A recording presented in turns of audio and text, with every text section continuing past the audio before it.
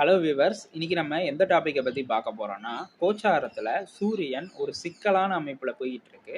அதை பற்றி பார்க்க போகிறோம். அதுக்கு முன்னாடி மறக்காமல் சேனலை சப்ஸ்கிரைப் பண்ணிக்கோங்க.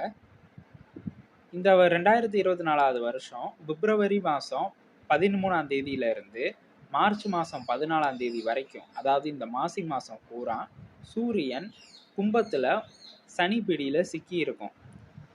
சூரியன் கும்பத்தில் மூலத்திரிகோண பலத்தில் உள்ள சனியோட சேர்ந்துருக்கும். சேரவே கூடாத ரெண்டு சத்ருல சூரியனும் சனியும் ஒருத்தங்க. அப்படி இருக்கும்போது இந்த சூரியன் மூலத்திரிகோண பலத்தில் உள்ள சனியோட சேர்ந்துருக்கிறதுனால சூரியன் கடுமையாக பலகீனம் அடைவார். அது மட்டும் இல்லாமல் சனியும் பலகீனம் அடையும்.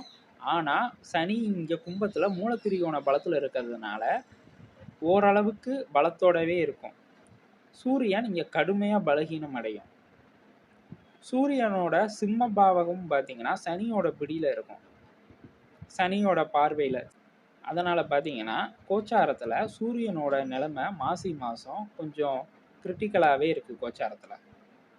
சரி, அடுத்ததாக இந்த மார்ச் மாதம் 14ஆம் தேதியிலிருந்து ஏப்ரல் 13ஆம் தேதி வரைக்கும் பார்த்தீங்கன்னா சூரியன் மீனத்தில் சஞ்சரிச்சுக்கிட்டு இருக்கும். அங்கே பார்த்தீங்கன்னா ராகு இருக்காரு. ராகுவோட பிடியில் சூரியன் சிக்கும்.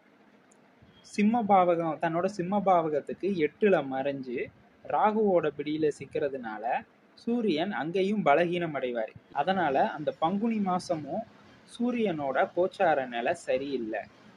இந்த மாசி மாதம் சூரியன் சனியோட பிடியில் கிரிட்டிக்கலாக இருப்பார். அடுத்த பங்குனி மாதம் சூரியன் ராகுவோட பிடியில் சிக்கி கிரிட்டிக்கலான நிலைமையில் இருப்பார்.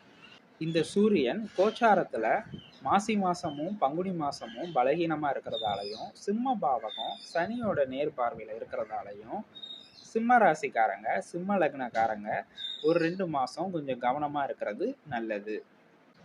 வீடியோ பிடிச்சிருந்தா லைக் பண்ணுங்கள், ஷேர் பண்ணுங்கள், மறக்காமல் சப்ஸ்கிரைப் பண்ணுங்கள். தேங்க்ஸ் ஃபார் வாட்சிங்.